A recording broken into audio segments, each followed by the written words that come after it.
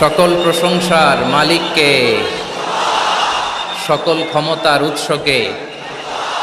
কেউ যেটা পারে না পারে কে, কেউ যেটা দেখে না দেখে কে, কেউ যেটা দেয় না দেয় কে। সে আল্লাহ রাব্বুল ইজ্জা ওয়াল জালালের দরবারে আমরা শুকর গুজার হচ্ছি। আমরা সবাই আওয়াজ করে পড়ে নিচ্ছি কালিমাতুশ শুকর, আলহামদুলিল্লাহ। গলা ছেড়ে দিয়ে আওয়াজ করে, প্রিয় লালমনিরহাটের ভাইয়ের আওয়াজ করে সবাই পড়ুন, রব্বানা লাকাল হামদ হামদান কাসীরান তাইয়িবান মুবারাকান ফীহি ইয়া রাব্বি লাকাল হামদু কামা ইয়ানবাগি লিজালালি ওয়াজহিকা ওয়া আযীমি সুলতানিকা। লাকাল হামদু বিল ঈমান, লাকাল হামদু বিল ইসলাম, লাকাল হামদু বিল কুরআন। আমরা আল্লাহ রাব্বুল ইজ্জা ওয়াল জালালের দরবারে শুকরিয়া জ্ঞাপনের পাশাপাশি আজকের এই প্রোগ্রামের ইন্তেজামিয়া কমিটি, ইসলামিক সোসাইটি লালমনিরহাটকে অন্তরের অন্তঃস্থল থেকে ধন্যবাদ জানাতে চাই, শুভেচ্ছা জানাতে চাই। যারা দীর্ঘদিন টানা পরিশ্রম শেষে আজকে লালমনিরহাট জেলায়, যেটা আমার বেসিকলি রংপুর বিভাগের প্রোগ্রাম ছিল, এই ঐতিহাসিক প্রোগ্রামের আয়োজন তারা করেছে, আলহামদুলিল্লাহ। আজকের প্রোগ্রামে সম্মানিত সভাপতি, প্রধান অতিথি, বিশেষ অতিথি, মঞ্চে উপবিষ্ট আপনাদের অত্র এলাকার মা ও মাটির সন্তানেরা, নেতৃবৃন্দ, কমিউনিটি লিডার্স, লালমনিরহাট জেলার সম্মানিত ব্যবসায়ী ভাইয়েরা, চাকরিজীবী ভাইয়েরা, ছাত্র ভাইয়েরা, ভলান্টিয়ার্স ভাইয়েরা এবং লালমনিরহাট জেলা স্টেডিয়ামে অবস্থানরত আমার মা এবং বোনেরা, আমি আপনাদের সবাইকে অন্তরের অন্তঃস্থল থেকে শুভেচ্ছা জানাতে চাই, ধন্যবাদ জানাতে চাই যে আপনারা এত চমৎকার একটি প্রোগ্রামের আয়োজন করেছেন। প্রিয় ভাইয়েরা, আপনারা জানেন যে আমি প্রতি বিভাগে একবার করে সফর করছি। তো সেই সুবাদে রংপুর বিভাগের প্রোগ্রামটা আমি লালমনিরহাটে দিয়েছি এবং আমি আশ্বস্ত হয়েছিলাম যে লালমনিরহাটের প্রোগ্রাম খুবই গোছালো হবে, সুষ্ঠু হবে, শান্ত হবে। সেটার নমুনা আলামত আমি দেখতে পাচ্ছি, আলহামদুলিল্লাহ। সবাই খুবই সুশৃঙ্খল, লক্ষ লক্ষ তাওহীদি জনতা, পেছনে অনেকে জায়গা পায় নাই কিন্তু কোনো আওয়াজ নাই, সবাই দাঁড়িয়ে আছে। এলইডি স্ক্রিন আছে, আপনারা স্ক্রিনে দেখতে পাচ্ছেন, আলহামদুলিল্লাহ। আমি সবাইকে দেখতে পাচ্ছি, মাশাআল্লাহ মাশাআল্লাহ। শান্ত হয়ে আপনারা বসুন। অল্প কিছু সময় কথা বলার সুযোগ আমি পাবো, যেহেতু আমি হেলিকপ্টারে করে এসেছি। হেলিকপ্টারগুলোর আবার একটা পলিসি আছে, সানসেটের আগে, সূর্য ডোবার আগে তাদেরকে এয়ারপোর্টে আবার ল্যান্ড করতে হয়। তো এখানে 3:30টার মধ্যে আমাকে উঠে যেতে হবে। আমি যদি বারবার আপনাদেরকে থামাতে থাকি, শান্ত হতে বলি এবং এগুলোতেই যদি আমরা সময় নষ্ট করে ফেলি, তাহলে এই যে বিশাল মহাসমাবেশ, বিশাল আয়োজন, যেখানে 2-4টা আমি বার্তা দিতে চাই, এগুলো ব্যাহত হবে। লালমনিরহাটের ছেলেরা খুব ভদ্র, শান্তশিষ্ট। আসার পর থেকে আমাকে রিসিভ করা থেকে শুরু করে, স্টেজে আনা থেকে শুরু করে, এবং আলহামদুলিল্লাহ তরুণ জেনজি শ্রোতাদেরকে আমি দেখতে পাচ্ছি, তারা খুবই কোঅপারেটিভ। সহযোগিতা করার, কোঅপারেট করার, অ্যাসিস্ট করার মানসিকতা আমার ভাইদের আছে, আলহামদুলিল্লাহ আলহামদুলিল্লাহ। আমি চাইবো আমরা একটু নীরব, নিস্তব্ধ পরিবেশ তৈরি করার একটু চেষ্টা করব। প্রচণ্ড রোদ, আপনাদের যেমন কষ্ট হচ্ছে আমারও কষ্ট হচ্ছে। ওনারা বলেছিল স্টেজকে সরাবে, উপরে পর্দা দিবে। আমি বললাম দরকার নাই, যেই পরিস্থিতিতে আছি আমরা বসি, শান্ত হইতে হবে। এখানে আমি শান্ত হইতে বলবো, ভলান্টিয়ার্সরা মাইক নিয়ে শান্ত হইতে বলবে, আমাদের সম্মানিত উপস্থাপক উনি শান্ত হইতে বলবে। এগুলোর অপেক্ষায় না থেকে নিজ দায়িত্বে আমরা সবাই শান্ত থাকি, যাতে লালমনিরহাটের এই প্রোগ্রাম একটা ইতিহাস হয়ে থাকে বাংলাদেশে, ঠিক কিনা বলেন? যখন আমি সময় দিব, শাউট করতে বলবো, নয়েজ করতে বলবো, তখন নয়েজ করতে হবে আওয়াজ করে। আর যখন কথা বলবো তখন একেবারে চুপ থাকতে হবে, একেবারে চুপ। মাশাআল্লাহ, হ্যাঁ ঠিক আছে, একেবারে চুপচাপ থাকতে হবে। ধুলা উড়ানো যাবে না, সামনে আগানো যাবে না। নিজের সুবিধা, নিরাপত্তা বুঝতে হবে। এটা কোনো রাজনৈতিক সমাবেশ না, এখানে লাফালাফি, চিৎকার চেঁচামেচি, হাত দেখানোর দরকার নেই। হাত দেখানোর পর্ব শেষ।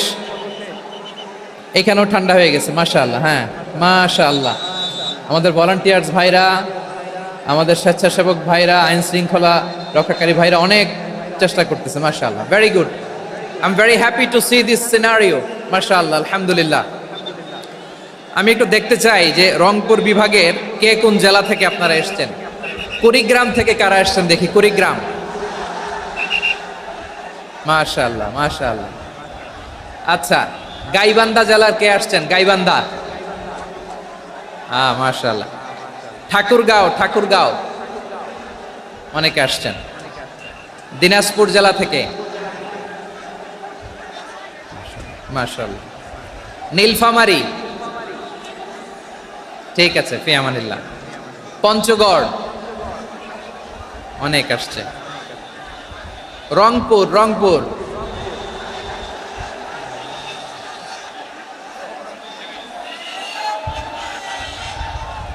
মাশাআল্লাহ, মাশাআল্লাহ, মাশাআল্লাহ, ঠিক আছে। লালমনিরহাটের কারা দেখি, লালমনিরহাট।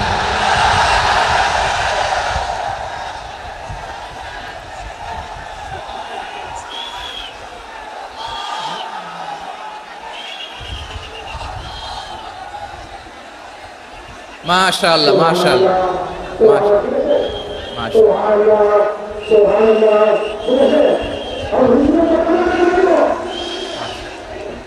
ঠিক আছে, ঠিক আছে। আচ্ছা, এই রংপুর বিভাগের বাইরে থেকে অন্য জেলার কারা কারা আসছেন দেখি। তাও আছে অনেকে, মাশাআল্লাহ, ঠিক আছে, ঠিক আছে। আজকের প্রোগ্রামে উপস্থিত আছেন প্রধান অতিথি হিসেবে অধ্যক্ষ আসাদুল হাবিব দুলু ভাই, সাংগঠনিক সম্পাদক বিএনপি, জাতীয় নির্বাহী কমিটির সভাপতি, জেলা বিএনপি লালমনিরহাট। বিশেষ অতিথি হিসেবে আমাদের অনেক ভাইরা এসছেন, সবাইকে শুকরিয়া জানাই। সভাপতিত্ব করছেন জনাব আব্দুল হাকিম। আইন শৃঙ্খলা বাহিনী, প্রশাসন, ভলান্টিয়ার্স, শুনেছি আমি প্রায় 5,000 ভলান্টিয়ার্স আপনারা নিয়োগ দিয়েছেন, আলহামদুলিল্লাহ, আলহামদুলিল্লাহ। অনেক গোছালো প্রোগ্রাম। আমার প্রাণ ঢালা ভালোবাসা জানবেন, আমার হৃদয়ের গহীন থেকে ভালোবাসা নেবেন, শুভেচ্ছা জানবেন সবাই। ঠিক আছে, ঠিক আছে। প্রিয় ভাইরা, আমরা আর কাল বিলম্ব না করে মূল আলোচনায় চলে যেতে চাই। আজকে যে টপিকের উপর আমি কথা বলবো, টপিকটা হচ্ছে peaceful coexistence and communal harmony, শান্তিপূর্ণ সহাবস্থান এবং সাম্প্রদায়িক সম্প্রীতি। আমাদের বাংলাদেশে সাম্প্রদায়িক সম্প্রীতি আছে না নাই? আবহমান কাল থেকে আমরা মুসলিম, হিন্দু, বৌদ্ধ, খ্রিস্টান, পাহাড়ি, নৃগোষ্ঠী মিলেমিশে একাকার, আমরা সবাই মিলে বাংলাদেশ। আওয়াজ করে বলেন ঠিক কিনা? আমাদের পারস্পরিক সম্প্রীতি, ভালোবাসা, সৌহার্দ্যপূর্ণ আচরণ, বোঝাপড়া, এটা বেশ মজবুত, বেশ মজবুত। তবে মাঝে মাঝে আমাদের এই সম্প্রীতির ভেতরে অনেকে ফাটল ধরাতে চায়। আমরা যে সুখে আছি, শান্তিতে আছি, এটা অনেকের ভালো লাগে না, ঠিক কিনা বলেন? আমাদের মধ্যে সাম্প্রদায়িক সম্প্রীতি, সৌহার্দ্যপূর্ণ আচরণ, ভালোবাসা, এটা আবহমান কাল ধরে আছে। তার প্রমাণ, আমরা তাফসিরুল মাহফিলের আয়োজন করলে আমাদের হিন্দু ভাইরা ডিস্টার্ব করে না, ঠিক কিনা? এবং আমি যদি বলি হাত তোলেন, হিন্দু ধর্মের কারা কারা এসেছেন, কত শত কত হাজার যে হাত উঠবে, আপনি অবাক হয়ে যাবেন। আমি চাচ্ছি না হাত উঠাতে।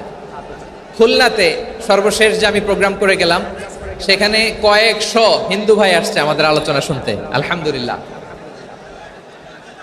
অনেক বৌদ্ধরা আসে, অনেক খ্রিস্টানরা আসে। এবার সফরেও অনেক হিন্দু ভাইরা আমার সাথে দেখা করেছে। তারা বলেছে, হুজুর, আমরা আপনার আলোচনা শুনি, আলহামদুলিল্লাহ বলেন। So it's our responsibility to present our religion to our non-Muslim brothers and sisters.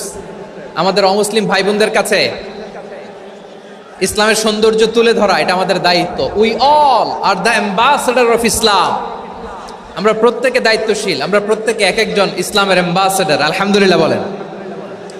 এজন্য এমনভাবে দ্য বিউটি অফ ইসলাম, ইসলামের সৌন্দর্য আমাদেরকে ফুটিয়ে তুলতে হবে, যাতে করে নন মুসলিমরা শাহাদা পড়ে, কালিমা পড়ে মুসলমান হয়ে যায়।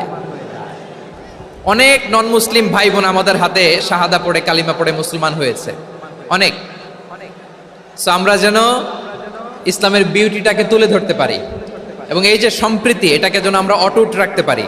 আদতে আদতে বাংলাদেশের ইতিহাস বলে আমাদের দেশে কোনো দাঙ্গা নাই, আছে? লালমনিরহাটের ভাইয়ের আওয়াজ করে বলেন, আমাদের দেশে হিন্দু মুসলিম দাঙ্গা আছে? আমরা ভাই ভাই, আওয়াজ করে বলুন তো, আমরা কি ভাই ভাই? কিন্তু কিছু দুষ্ট লোক আছে, তারা আমাদের সম্পর্কের মধ্যে ফাটল ধরাতে চায়, ঠিক কিনা বলেন? মাঝে মাঝে ঝগড়া লাগাতে চায়। দেখবেন পত্রপত্রিকায় দেখা যায় বিভিন্ন ধর্মীয় উপাসনালয়গুলোতে হামলা চালানো হয়। এগুলো রাজনৈতিক উদ্দেশ্য প্রণোদিত, এগুলোর সাথে ইসলামের কোনো সম্পর্ক নাই। এজন্য এই দুর্বৃত্তদের ব্যাপারে আমাদের সাবধান থাকতে হবে। আমরা সবসময় যেমনি ঐক্যবদ্ধ, ইউনাইটেড, আমরা যদি এরকম ইউনাইটেড থাকি, এই সমস্ত দুর্বৃত্তদের কালো হাত ভেঙে দিতে আমাদের 1 ঘন্টাও লাগবে না। চিল্লায় বলো ঠিক কিনা? আমরা সংঘবদ্ধ থাকবো। এই যে আমাদের পিসফুল কোএক্সিস্টেন্স, শান্তিপূর্ণ সহাবস্থান। হিন্দুরা পূজা করে, যেদিন হিন্দুদের পূজা অনুষ্ঠান, আমরা ওই দিন তাফসির মাহফিল করি না, ঠিক কিনা বলেন? যেদিন আমাদের তাফসিরুল কোরআনের প্রোগ্রাম, ওই দিন আমাদের হিন্দু ভাইরা ডিস্টার্ব করে না। সুবহানাল্লাহ।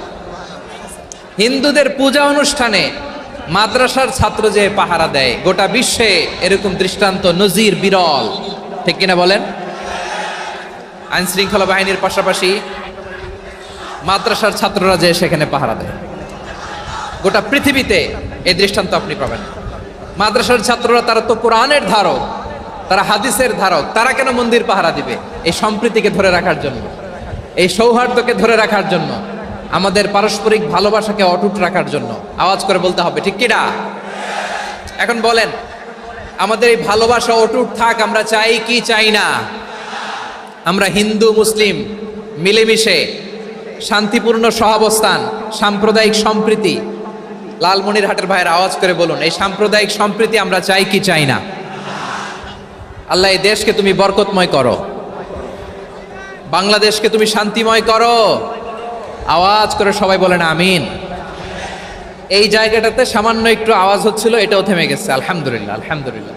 এখন একেবারে everything is in my control. মাশাআল্লাহ। ঠিক আছে, আমি মূল আলোচনায় যাই। প্রিয় ভাইরা, আমি বলেছিলাম আমার আলোচনার বিষয় হচ্ছে শান্তিপূর্ণ সহাবস্থান, সাম্প্রদায়িক সম্প্রীতি। আমরা দেখব ইসলাম আমাদেরকে কি কি দিক নির্দেশনা দেয়। শান্ত হইতে হবে। খরগোশের কানের মতো কান দুটো আমার দিকে করে রাখেন। আমি এখনো উঠে যাব, হাত নাড়ায় লাভ নাই, আমি উঠে যাব। তাকায় থাকো আর কান খাড়া, আওয়াজ হবে না। হ্যাঁ, মাশাআল্লাহ, মাশাআল্লাহ, ঠিক আছে। আমরা দেখব যে রাসূল সাল্লাল্লাহু আলাইহি ওয়াসাল্লাম এই পিসফুল কোএক্সিস্টেন্সের জন্য আমাদের কি শিখিয়েছেন, কি কি গাইডলাইন দিয়েছেন। আমরা 1, 2, 3, 4 করে এগুলো আপনাদের সাথে শেয়ার করব। আমি আপনাদের খেদমতে সূরাতুল আনআমের 108 নম্বর আয়াত তেলাওয়াত করেছি। এখানে আল্লাহ রাব্বুল ইজ্জা ওয়াল জালাল তিনি ইরশাদ করছেন, ওয়ালা তাসুব্বুল্লাযীনা ইয়াদউনা মিন দুনিল্লাহি ফায়াসুব্বুল্লাহা আদওয়াম বিগাইরি ইলম কাযালিকা যায়্যান্না লিকুল্লি উম্মাতিন আমালাহুম সুম্মা ইলা রাব্বিহিম মারজিউহুম ফায়ুনাব্বিউহুম বিমা কানু ইয়ামালুন। রব্বুল আলামিন বলেন, গোলাম ও আমার ইমানদার বান্দারা, শোনো শোনো।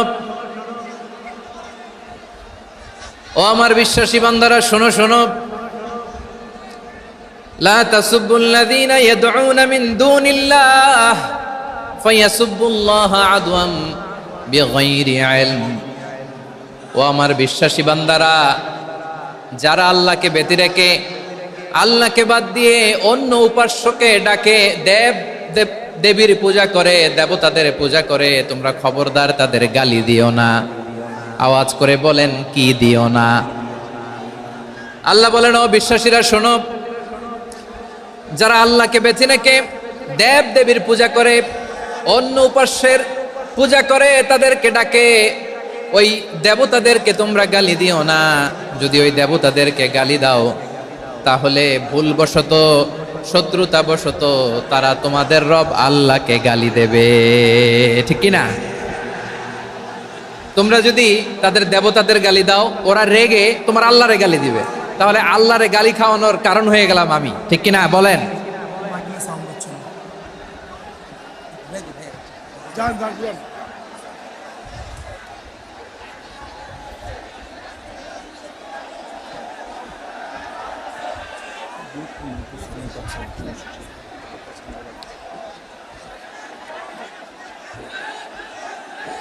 সম্মানিত ভাইয়েরা, এত বিশাল প্রোগ্রাম, মাইকের একটা সেটআপ থাকে, তারগুলো অনেক সময় নড়ে যায়, ধাক্কা ধাক্কিতে ডিসপ্লেস হয়, একটু ঝামেলা হবে।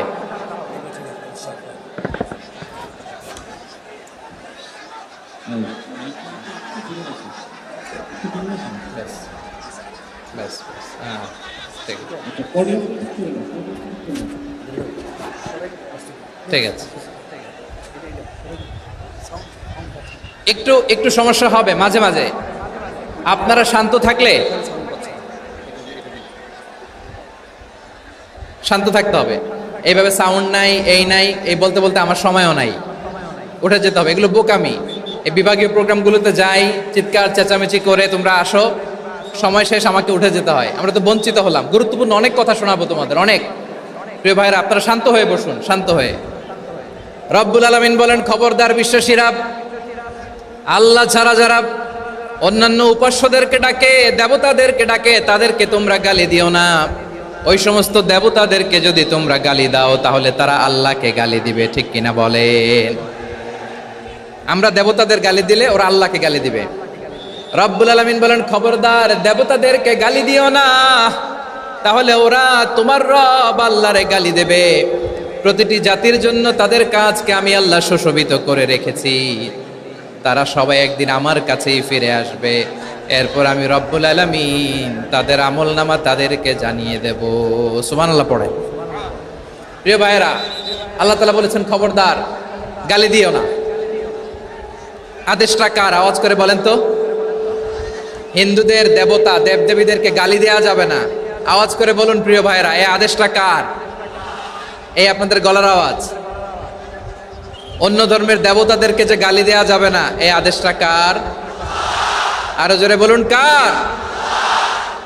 গালি দিবেন কোন দেবতাকে? দিবেন? যদি দেন, তাহলে ওরা আল্লাহরে গালি দিবে, তাহলে আল্লাহরে গালি খাওয়াইলো কে? আপনি, ঠিক কিনা বলেন? আমি আল্লাহকে গালি খাওয়ানোর কারণ হলাম, কারণ আমি যদি গালি না দিতাম, ওরা আমার রবকে গালি দিত না। আওয়াজ করে বলেন, ঠিক কিনা? তাহলে প্রিয় ভাইয়েরা, ইসলাম আমাদেরকে শিখায়, সূরাতুল আনআমের 108 নম্বর আয়াত থেকে আমরা বুঝলাম, কোনো ধর্মকে ছোট করা যাবে না। অন্য ধর্মকে ছোট করা মানে ইসলামকে ছোট করা। অন্য ধর্মের দেবতাকে গালি দেওয়া মানে আল্লাহকে গালি খাওয়ানো। আওয়াজ করে বলেন, ঠিক কিনা? খবরদার, এটা করা যাবে না। আর অন্য ধর্মের দেবতাকে যদি আপনি গালি দেন, ওরা ইসলাম থেকে দূরে সরে যাবে। যাও ইসলামের প্রতি আকৃষ্ট হয়েছিল, আর কোনোদিন ইসলামের ধারে কাছে আসবে না। আওয়াজ করে বলেন, ঠিক কিনা?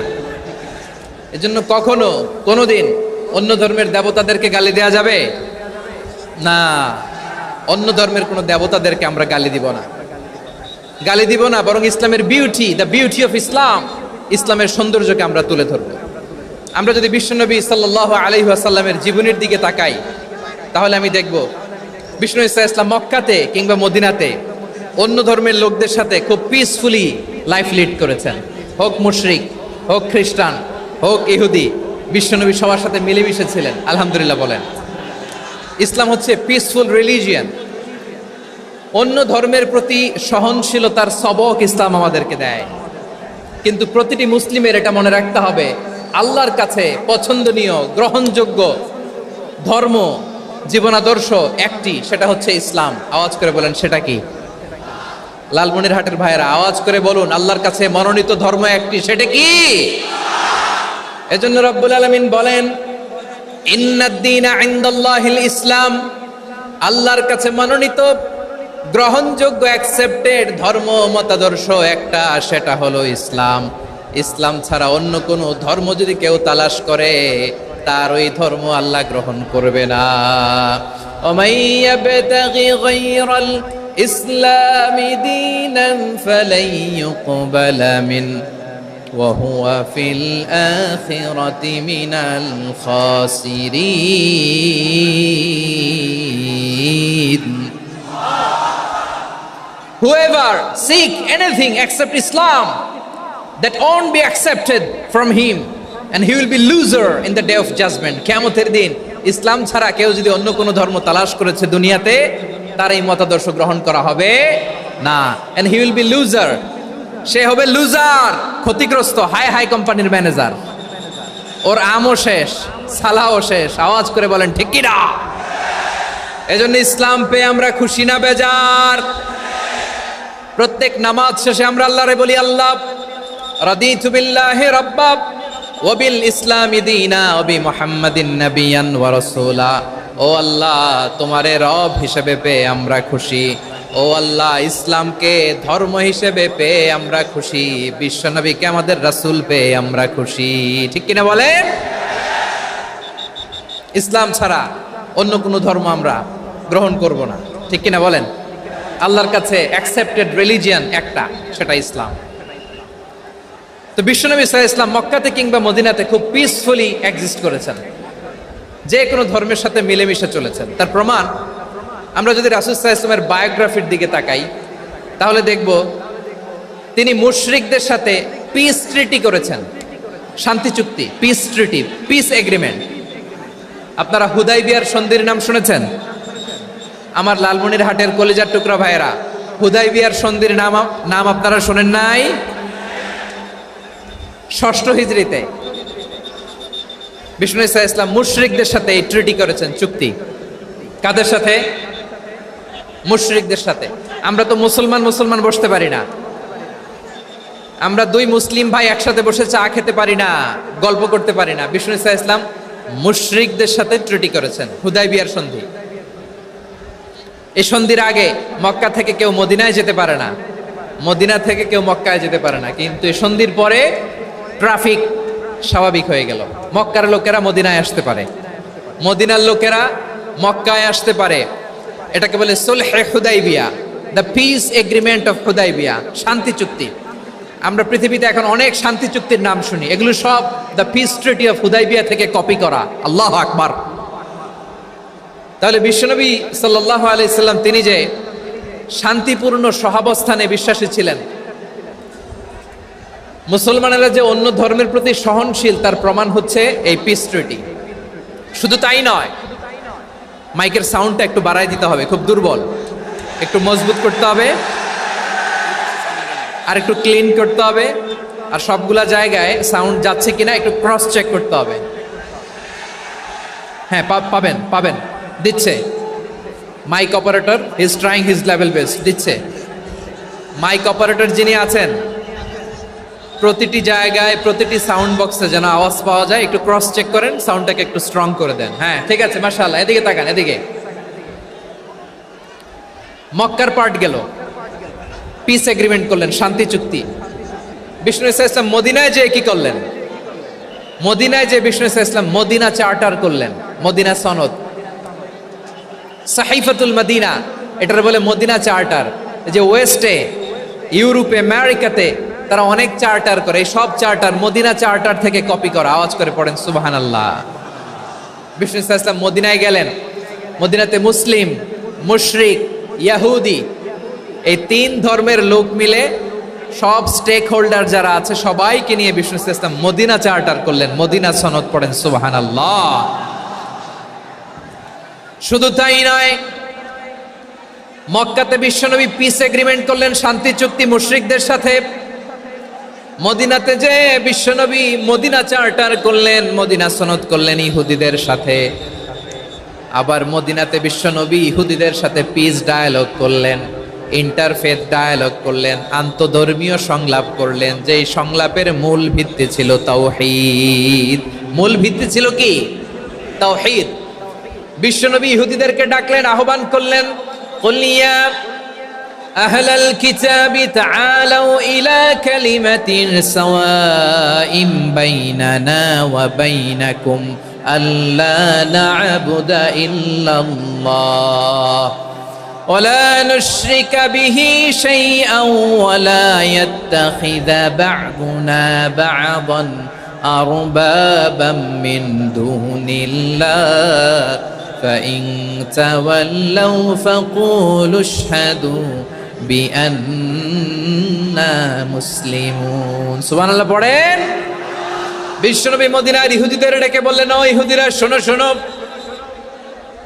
আসো এমন একটা আদর্শের প্রশ্নে আমরা একত্রিত হই যে আদর্শের প্রচার তোমাদের নবীরাও করেছে, আমিও করি। যে আদর্শের কথা তোমাদের পবিত্র ধর্মগ্রন্থগুলোতে আছে, আমার কোরআনেও আছে, সেটা হলো তাওহীদ।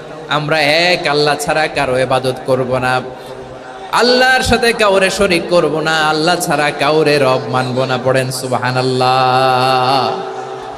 তাহলে আমার প্রিয় লালমনিরহাটের ভাইরা, মদিনাতে যেয়ে তিনি মদিনা চার্টার করলেন, মদিনা সনদ, পিস ডায়ালগ করলেন, শান্তির সংলাপ, ইন্টারফেথ ডায়ালগ করলেন, আন্তধর্মীয় সংলাপ যার ভিত্তি ছিল তাওহীদ। সুবহানাল্লাহ পড়েন। তাহলে অন্য ধর্মের প্রতি সব সময় ইসলাম সহনশীল, টলারেন্স। যদি আপনি দেখতে চান ইসলামের নবী বিশ্ব নবীর দিকে তাকান, ঠিক কিনা বলেন? আমরা তো সংখ্যালঘুদের রাইটস প্রোটেক্ট করার জন্য কত আইন বানাই, কত বৈঠক করি, কত সংবাদ সম্মেলন করি। বিষ্ণু সাল্লাল্লাহু আলাইহি ওয়াসাল্লাম সংখ্যালঘুদের রাইটসের ব্যাপারে, অধিকারের ব্যাপারে যে কথা বলেছেন, শুনলে আপনি অবাক হয়ে যাবেন। বিশ্বনবী বলেন, আলা মান যালামা মুআহাদান আও ইনতাকাসাহু আও কাল্লাফাহু ফাওকা তাআতিহি আও কাল্লাফাহু ফাওকা তাকাতিহি আও আখাযা মিনহু শাইআন বিগাইরি তিবি নাফসিন ওয়া আনা হাজিজুহু ইয়াউমাল কিয়ামা। খবরদার, জেনে রেখো, কেউ যদি কোনো সংখ্যালঘুর উপরে অত্যাচার করে, কোনো সংখ্যালঘুর প্রাপ্য থেকে যদি কেউ কাউকে ঠকায়, সংখ্যালঘুর উপর যদি কেউ কষ্ট দেয়, কোনো সংখ্যালঘুর সম্পদ যদি কেউ জোর করে কেড়ে নেয়, আমি কিয়ামতের দিন বিশ্বনবী ওই সংখ্যালঘুর পক্ষে আর ওই মুসলমানদের বিপক্ষে বাদী হয়ে দাঁড়াবো। সুবহানাল্লাহ বলতে পারলেন না? আল্লাহু আকবার। আপনি নামাজি, আপনি মুসল্লি, আপনি হাজী সাহেব, তাহাজ্জুদ পড়তে পড়তে কপালে দাগ ফেলে দিছেন, আপনার প্রতিবেশী হিন্দু, ভাবছেন আমার তো পাওয়ার আছে, ওর জমিটা দখল করি। বিশ্বনবী বলেন, কিয়ামতের দিন ওই হিন্দুর পক্ষে তোর বিরুদ্ধে আমি বাদী হয়ে দাঁড়াবো। পৃথিবীর কোন ধর্মে এরকম স্টেটমেন্ট পাবেন? পাবেন? আপনি ভাবছেন আপনি নামাজ পড়লে হাজী সাহেব কপালে দাগ ফেলায় দিলে আপনি সেলসেলায় জান্নাতে চলে যাবেন না? খবরদার। বিশ্বনবী বলেন, কোন সংখ্যালঘুর উপর যদি কেউ আক্রমণ করে, তার প্রাপ্য তাকে না দিয়ে যদি তাকে ঠকায়, তার উপর জুলুম করে, তার সম্পদ যদি কেড়ে নেয়, আমি নবী, তুমি মুসলিম হইতে পারো, মুসল্লি হইতে পারো, তার পক্ষে তোমার বিপক্ষে আল্লাহর দরবারে বাদী হয়ে দাঁড়াবো। আচ্ছা লালমনিরহাটের ভাইরা, কথা বুঝতে পারলে আওয়াজ করে উত্তর দেন। বিশ্বনবী যদি কারো বিপক্ষে দাঁড়ায় কিয়ামতের দিন, আই রিপিট, আমি আবারও বলছি, বিশ্বনবী যদি কিয়ামতের দিন কারো বিপক্ষে দাঁড়ায়, ও তো সেলসেলায়া জান্নাতি, তাই না? জান্নাতি না? যে নবীর সুপারিশ ছাড়া জান্নাতের গেটও দেখা যাবে না, ওই নবী যদি বলে তোর বিপক্ষে আমি বাদী হয়ে দাঁড়াবো, ওই জান্নাতে আর ঢোকার কোনো সুযোগ আমাদের থাকবে? এখানেই শেষ না আমার প্রিয় লালমনিরহাটের ভাইয়েরা, এখানেই শেষ নয়। বিশ্বনবী বলেন, মান কাতালা মুআহাদান, বুখারীর বর্ণনা, মান কাতালা মুআহাদান লাম ইয়ারাহ রাইহাতাল জান্নাহ। কেউ যদি, কোনো মুসলিম যদি অন্যায়ভাবে কোনো সংখ্যালঘুকে হত্যা করে, কোনো হিন্দুকে হত্যা করে, কোনো বৌদ্ধরে হত্যা করে, অন্যায়ভাবে কোনো মুসলিম যদি কোনো সংখ্যালঘুরে হত্যা করে, জান্নাতে যাওয়া তো দূরের কথা, ওই মুসলিম জান্নাতের ঘ্রাণও পাবে না। সেই বুখারীর বর্ণনা, মান কাতালা মুআহাদান লাম ইয়ারাহ রাইহাতাল জান্নাহ ওয়া ইন্না রিহাহা লা ইউজাদু মিন মাসিরাতি 40 আমা। যে জান্নাতের ঘ্রাণ 40 বছর দূরের রাস্তা থেকেই পাওয়া যায়। সুবহানাল্লাহ পড়েন। প্রিয় ভাইরা, এখান থেকে জান্নাতে পৌঁছতে লাগবে 40 বছর। এত দূর, কত বছর? সবাই বলেন কত বছর? এখান থেকে জান্নাতে পৌঁছতে লাগবে 40 বছর। এত দূরে থাকতেই জান্নাতের ঘ্রাণ আপনার নাকে এসে ধাক্কা মারবে। বিশ্বনবী বলেন, যে ব্যক্তি কোনো সংখ্যালঘুকে হত্যা করে, জান্নাতের ঘ্রাণ তো পাবেই, জান্নাতে তো ঢুকতে পারবেই না, জান্নাতের ঘ্রাণও তার নাকে লাগবে না। পড়েন নাউযুবিল্লাহ। তাহলে সংখ্যালঘুদের ব্যাপারে ইসলামে অধিকার দেয়া আছে না নাই? লালমনিরহাটের ভাইয়ের আওয়াজ করে বলেন, আমার সংখ্যালঘু হিন্দু ভাইদের রাইটস, অধিকার আমাদের ইসলামে প্রোটেক্টেড আছে না নাই? এখানেই শেষ না। বিষ্ণু ইসলাম আপনার অমুসলিম প্রতিবেশীর সাথে ভালো আচরণ করতে বলেছে। আমাদের হয় না এটা মুসলিম পাড়া, ওটা বৌদ্ধ পাড়া, হয় না? অনেক সময় হয় না এটা আমাদের মুসলিম পাড়া, ওইটা হিন্দু পাড়া, এরকম আছে না নাই? লালমনিরহাটে নাই না? আছে? হিন্দু যদি আপনার প্রতিবেশী হয় কি করবেন? ওর কষ্ট দিবেন নাকি? কেন, ও তো হিন্দু, ও তো আমার আল্লাহরে ডাকে না, ওরে কষ্ট দিলে জায়েজ হবে না? খবরদার। বিষ্ণু ইসলাম বলেন, মান কানা ইউমিনু বিল্লাহ ওয়াল ইয়াউমিল আখির ফালিউকরিম জারাহ, যে আল্লাহ বিশ্বাস করে আর আখিরাতে বিশ্বাস করে সেজন্য প্রতিবেশীর সাথে ভালো আচরণ করে। সুবহানাল্লাহ। কলিজা জুড়ায় যায় না আমার নবীর কথাগুলো শুনলে? যে আল্লাহ বিশ্বাস করে, যে আখিরাতে বিশ্বাস করে সেজন্য প্রতিবেশীর সাথে ভালো আচরণ করে। এখানে বলছে মুসলিম প্রতিবেশী বলছে, নামাজি প্রতিবেশী বলছে, আল্লাহওয়ালা প্রতিবেশী বলছে না। প্রতিবেশী আস্তিক হোক নাস্তিক হোক, প্রতিবেশী মুমিন হোক মুশরিক হোক, প্রতিবেশী হইলেই তার সাথে ভালো আচরণের দরকার আছে না নাই?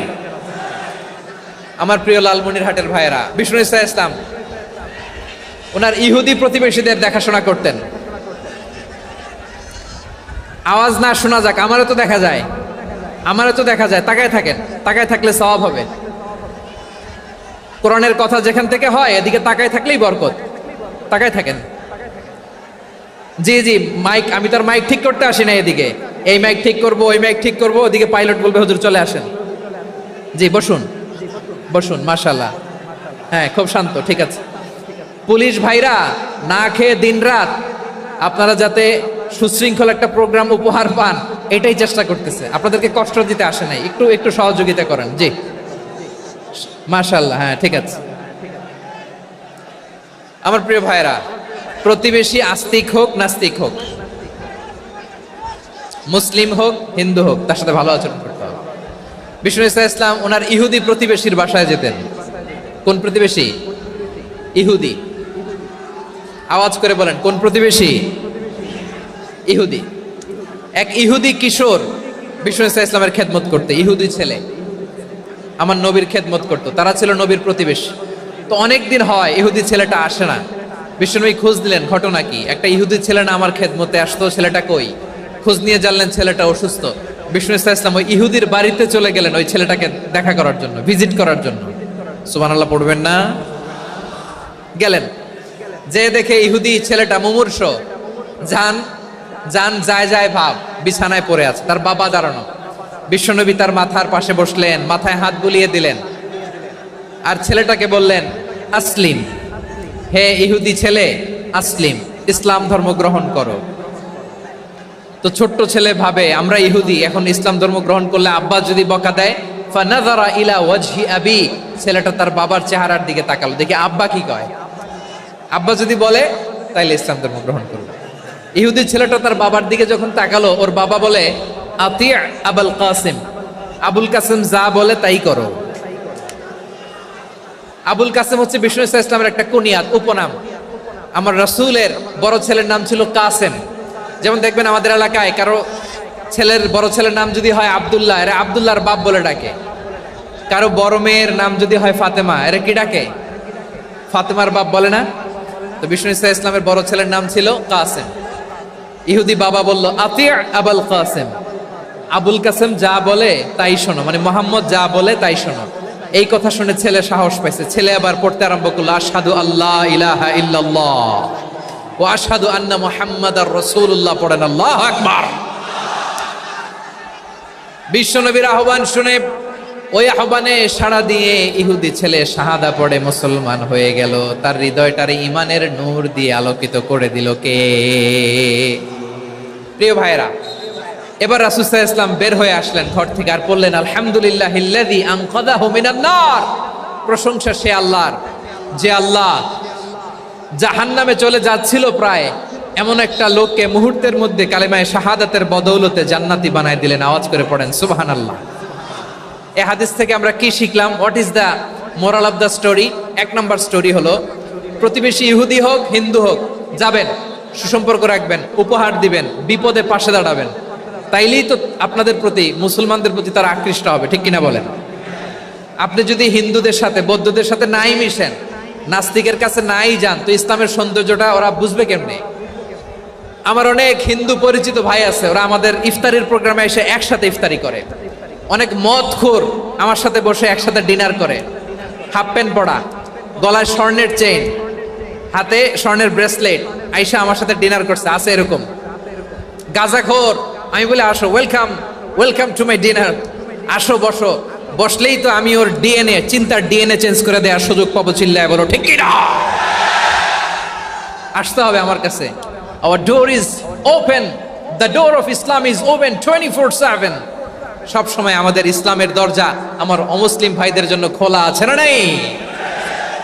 এই হাদিস থেকে দুইটা শিক্ষা। এক নম্বর শিক্ষা, প্রতিবেশী মুসলিম হোক অমুসলিম হোক, যান, অসুস্থ হইলে একটু আপেল নিয়ে যান, আঙ্গুর নিয়ে যান, কমলা নিয়ে যান, তাদের সাথে ভালো আচরণ করেন। ইসলামের বিউটি দেখে, সৌন্দর্য দেখে অবাক হবে, নসিব ভালো হলে কোনোদিন কালিমা পড়ে মুসলমান হয়ে যাবে, ঠিক কিনা বলেন? তাহলে অমুসলিমের সাথে ভালো সম্পর্ক। বিশ্বনবী ইহুদির বাড়িতে গেলেন, ইহুদির বাড়ি, আর আমার মুসলমান ভাই আমার কাফের বলে, এরকম আছে না নাই? মুসলিমরা দেখতে পারে না, সহ্য করতে পারে। বিশ্বনবী সাল্লাল্লাহু আলাইহি ওয়াসাল্লাম ইহুদির বাড়িতে গেলেন, এটা একটা শিক্ষা। আরেকটা শিক্ষা হলো, ভাইরা ধাক্কা মেরে এসে সামনে এসে কি লাভ? প্রোগ্রাম তো শেষ হচ্ছে, এখনই শেষ হচ্ছে। তো এই যে আমাদের বকশি ভাই ওয়াদা নিল, হাত তোলালো, মিম বলে এত কথা বললো, তো আমি জেলায় জেলায় যে খালি হাত নাড়াই তোমাদের জন্য নাকি? হ্যাঁ, হাত নাড়াই শুধু, এই ধাক্কাইতে ধাক্কাইতে এদিকে এসে হাত নাড়াইতেছে, হয়েছে তো, দেখলাম তো, ঠিক আছে, মাশাআল্লাহ, অনেক সুশৃঙ্খল, অন্যান্য যে কোনো জেলার চেয়ে অনেক সুশৃঙ্খল। আমার দিকে তাকাও, আমার দিকে তাকাও, ঠিক আছে, এই যে দাঁড়িয়ে আছে, একটা ছেলে নড়ে না, দেখছেন? মাশাআল্লাহ মাশাআল্লাহ মাশাআল্লাহ। হ্যাঁ, এইভাবেই। আর কয়েকটা মজাদার কথা আছে, শোনো। এই হাদিস থেকে আমাদের শিক্ষা হলো, আমার প্রতিবেশী যেই ধর্মের হোক আমি সম্পর্ক রাখবো। অসুস্থ হলে যাব, কি বলেন ভাইরা? যাবেন না?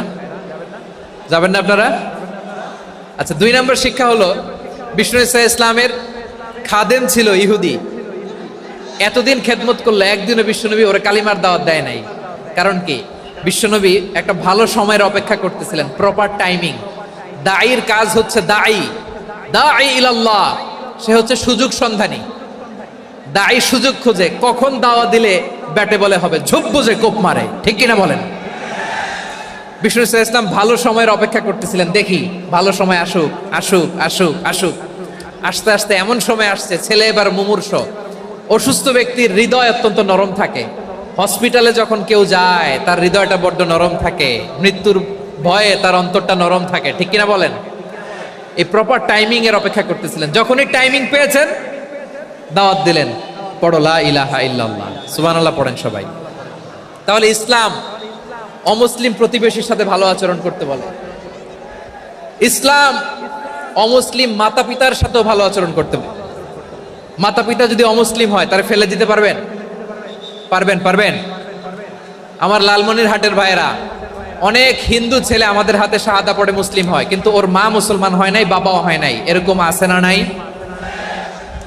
তো ও হয়েছে মুসলিম, মা বাপ হিন্দু, এখন মা বাপ কি বাদ? হ্যাঁ, মা বাপ বাদ দেয়া যাবে? যেই মা আপনারে 9 মাস 8 মাস পেটে ধারণ করলো, আপনার মায়ের নার ছেঁড়া ধন, আপনি ওই মারে বাদ দিতে পারবেন? যে মায়ের বুকের তাজা দুধ খেয়ে আপনি আজকে বাড়ন্ত তাজা তরতাজা, ওই মারে বাদ দেয়া যাবে?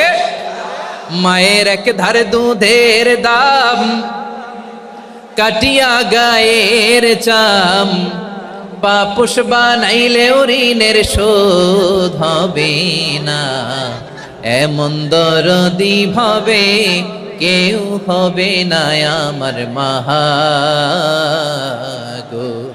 মায়ের এক ধারে দুধের দাম, কাটিয়া গায়ের চাম, পাপুষ বানাইলে ঋণের শোধ হবে না, এমন দরদি ভাবে কেউ হবে না আমার মাহা গো। ঠিক কি না? মাকে তো বাদ দেওয়া যায় না। وَقَضَى رَبُّكَ أَلَّا تَعْبُدُوا إِلَّا إِيَّاهُ وَبِالْوَالِدَيْنِ إِحْسَانًا। আল্লাহ বলে অবধারিত দুইটা ভার্ডিক তোমাদের জন্য, এক আল্লাহর ইবাদত করবা আর মা বাবার প্রতি ইহসান করবা। আদেশটা কার? মা বাবার প্রতি ইহসান করতে হবে। আমার মা হিন্দু হোক ভালো আচরণ করতে হবে, বৌদ্ধ হোক ভালো আচরণ করতে হবে। আমার যে সমস্ত হিন্দু ভাইয়েরা মুসলিম হয়েছে, তোমাদের মা বাবা এখনো মুসলমান হয় নাই, তাদের সাথে ভালো আচরণ করতে হবে। আপনাদের খেদমত নিজে করতে হবে অথবা খেদমতের ব্যবস্থা করাই দিতে হবে। মান্থলি যে খরচ লাগে এটা দিতে হবে। আরে তুমি এখন মুসলিম, তোমার মা বাবা হিন্দু, এখনই তো সুযোগ ইসলামের সৌন্দর্য দেখানোর। এখন মা বাবা যদি দেখে আরে এটা হিন্দু থাকতে তো বদমাইশ ছিল, বেয়াদব ছিল, কি এমন ধর্ম সে গ্রহণ করলো যেটা গ্রহণের সাথে সাথে সে পাল্টে গেল? কি এমন ধর্ম সে গ্রহণ করেছে যেটা তার জীবনকে আলোকিত করে দিয়েছে? নসিব ভালো হইলে তারাও কালিমা পড়ে মুসলমান হয়ে যাবে। বিষ্ণু ইসলামের স্ত্রীর নাম ছিল আয়েশা রাদিয়াল্লাহু তাআলা আনহা, আবু বকর রাদিয়াল্লাহু তাআলা আনহুর মেয়ে। আবু বকর রাদিয়াল্লাহু তাআলা আনহুর আরেক মেয়ের নাম হচ্ছে আসমা। কি নাম? দুজনই আবু বকর রাদিয়াল্লাহু তাআলা আনহুর মেয়ে, আসমা আর আয়েশা। নাম দুটা কেমন লাগে? আসমা নামটা কেমন লাগে? আয়েশা নামটা কেমন লাগে? সবার ভালো লাগে নাই? নাম দুটো আপনাদের ভালো লাগে? লালমনিরহাটে অনাগত যদি কন্যা সন্তান হয়, যদি মনে চায় আসমা রেখে দিতে পারবেন, যদি মনে চায় আয়েশা রেখে দিয়েন। দেশে বিদেশে এয়ারপোর্টে রাস্তাঘাটে শুধু বলে হুজুর একটা নাম দেন, আমার ছেলের একটা নাম দেন, মেয়ের একটা নাম দেন। তো আমার মনে আছে যশোরের 8 দিনের মাহফিলে আমি একটা দুইটা নাম দিয়েছিলাম। আজকে লালমনিরহাটের এই প্রোগ্রামে কন্যা সন্তান যদি হয় দুটা নাম দিলাম, আসমা কিংবা আয়েশা। ইনশাআল্লাহ পড়েন। দুজন বোন, এক মায়ের না, বাবা এক মা দুজন। আয়েশা রাদিয়াল্লাহু তাআলা আনহার মায়ের নাম উম্মে রুমান, আর আসমা রাদিয়াল্লাহু তাআলা আনহার মায়ের নাম কুতাইলা বিনতে আব্দুল উজ্জা। আবু বকর রাদিয়াল্লাহু তাআলা আনহু 4টা বিয়ে করেছিলেন। তো একই ঘটনা ঘটেছে এই ফ্যামিলিতে। আসমা ইসলাম ধর্ম গ্রহণ করে মুসলিমা, কিন্তু তার মা কুতাইলা মুশরিকা। আই রিপিট, বোঝার জন্য আমি আবারও বলি, আসমা রাদিয়াল্লাহু তাআলা আনহা মুসলিমা, আর আসমার মা কুতাইলা, আওয়াজ করে বুঝে থাকলে বলেন, আসমার মা মুশরিকা। তার মানে মেয়ে মুসলিম, মা অমুসলিম। ভেজাল আছে না নাই? কিন্তু কুতাইলা আর ধৈর্য ধারণ করতে পারে না। নার ছেড়া ধন, কলিজার টুকরা ধন, কলিজার টুকরা সন্তান আসমারে দেখতে বড্ড মন চায়। সাইয়েদনা আসমা রাদিয়াল্লাহু তাআলা আনহা মক্কা থেকে হিজরত করে মদিনায় চলে গেলেন। হুদাইবিয়ার পর যখন মক্কা মদিনার ট্রাফিক স্বাভাবিক হলো, মক্কার লোক মদিনায় যায়, মদিনার লোক মক্কায় আসে। কুতাইলা কলিজার টুকরা সন্তান আসমারে দেখার জন্য কিছু উপহার নিয়ে বিশাল মরুপথ পাড়ি দিয়ে মক্কা থেকে মদিনায় যায়। সুবহানাল্লাহ বলেন। এখন মা আসছে মেয়ের সাথে দেখা করতে, মেয়ে তো আর দেখা দেয় না। মেয়ে ভাবছে আমার মা তো মুশরিকা, অপবিত্রা, তার সাথে কি দেখা দেয়া যাবে? বিশ্বনবীর দরবারে চলে গেলেন। সুবহানাল্লাহ বলেন। কি সৌভাগ্যবান ছিল তারা, মাসলা জানার দরকার হলেই নবীর দরবারে চলে যেত। ঘরে বউয়ের সাথে ঝগড়া হলে নবীর দরবারে চলে যেত। অনেক সাহাবী বলে আমার পেটে ক্ষুধা লাগলেও আমি নবীর কাছে চলে যেতাম, কারণ নবীর চেহারার দিকে তাকালেই আমার পেটের ক্ষুধা মিটে যেত। সাইয়েদনা আসমা রাদিয়াল্লাহু তাআলা আনহা বিশ্বনবীর কাছে চলে গেলেন, যে বললেন ইয়া রাসূলুল্লাহ, ইয়া হাবিবাল্লাহ, ইন্না উম্মি কাদিমাতুন ইলাইয়া ওয়া হিয়া রাগিবা। আমার মা মক্কা থেকে অনেক দূর মরুর পথ পাড়ি দিয়ে উপহার সামগ্রী নিয়ে মদিনায় আমার সাথে দেখা করতে এসেছে গো নবী। আমার জানতে বড্ড ইচ্ছে হয় আমি আমার মুশরিকা মায়ের সাথে একটু দেখা করতে পারবো কিনা। আফা আসিলুহা, আগে যেমনি আমি আমার মায়ের সাথে ভালো আচরণ করতাম, যেমনি আমি আমার মায়ের সাথে সদাচরণ করতাম গো নবী, এখন আমি মুসলিমা, মা মুশরিকা, এখনো কি আগের মতো সদাচরণ করতে পারবো নাকি? বিশ্বনবী বললেন নাম সিলিহা, হ্যাঁ রে আসমা, অবশ্যই অবশ্যই, আগে ঠিক যেমন তুমি তোমার মায়ের সাথে ভালো আচরণ করতে, এখনো তেমনি আগের মতো ভালো আচরণ করবা। আওয়াজ করে পড়েন সুবহানাল্লাহ। কি ইসলাম আমরা পেয়েছি! কত ব্রড মাইন্ডেড আমাদের ইসলাম, কত ওপেন মাইন্ডেড ইসলাম, কত ওপেন আপ করতে পারে, চিন্তা করতে পারেন। বিষ্ণু বললেন হ্যাঁ অবশ্যই, নাম সুলিহা, আগে যেমনি ভালো আচরণ করছো আসমা, এখন ওই রকমই করো, পারলে আরো বাড়াই করো। সুবহানাল্লাহ বলেন। তাহলে আমার যে হিন্দু ভাইয়েরা, হিন্দু বোনেরা, ইমানের বদৌলতে দৌলতে আপনি ধন্য হয়েছেন, আপনার আম্মা আব্বা এখনো মুসলমান হয় নাই, তাদের জন্য দোয়া করেন, তাদের জন্য দোয়া করেন, আল্লাহ যেন তাদেরকেও ইমানের দৌলত দান করে। আমরা সবাই পড়ি আমিন, আরো জোরে পড়েন আমিন। এখন বলেন, ইসলাম কি ন্যারো মাইন্ডেড রিলিজিয়ান না ব্রড মাইন্ডেড? লালমনিরহাটের যুবক ভাইরা আওয়াজ করো, ইসলাম কি ন্যারো মাইন্ডেড না ব্রড মাইন্ডেড? কতটা ব্রড মাইন্ডেড দেখেন। বিশ্বনবী সাল্লাল্লাহু আলাইহি সাল্লাম অমুসলিমরা যদি নবীকে উপহার দিত, ওই উপহারও বিশ্বনবী গ্রহণ করতেন। সুবহানাল্লাহ পড়েন। আপনার অমুসলিম বন্ধু যদি উপহার দেয়, সেটাও আপনি নিতে পারবেন, যেটা নেওয়া জায়েজ। কিন্তু আপনার বন্ধু যদি আপনার মদের বোতল দেয়, নিতে পারবেন? হ্যাঁ, মদের বোতল দিলে পারবেন না।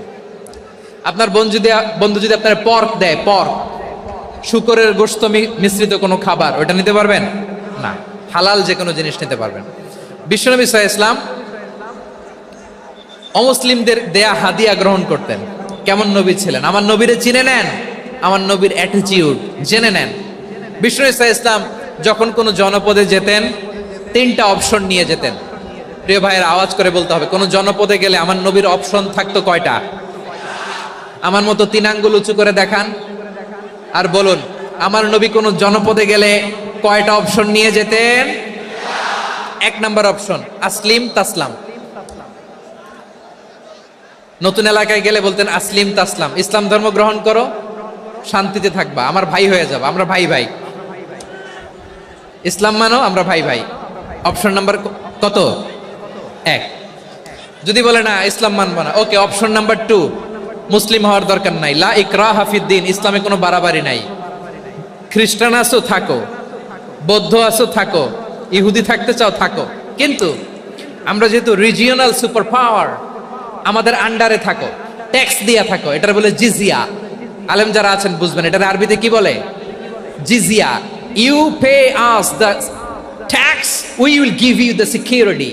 তোমরা ট্যাক্স দিবা, আমরা সিকিউরিটি দিব, আমাদের আওতায় থাকবা, কেউ তোমাদেরকে আক্রমণ করতে পারবে না, আমরা নিরাপত্তা দিব। সুবহানাল্লাহ বলেন।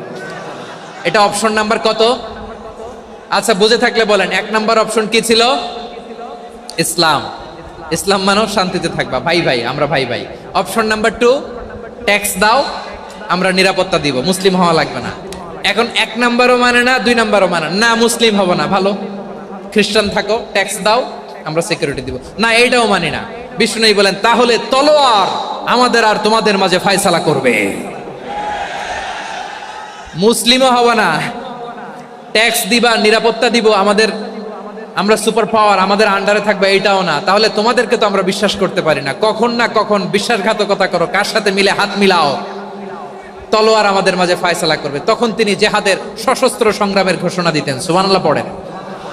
দেখেন, পশ্চিমারা জেহাদকে এইভাবে চিত্রায়িত করে না। ওরা জেহাদ বলতে বুঝায় তলোয়ার, হাত কাটো, গলা কাটো, না, জেহাদ সশস্ত্র সংগ্রাম 3 নম্বরে।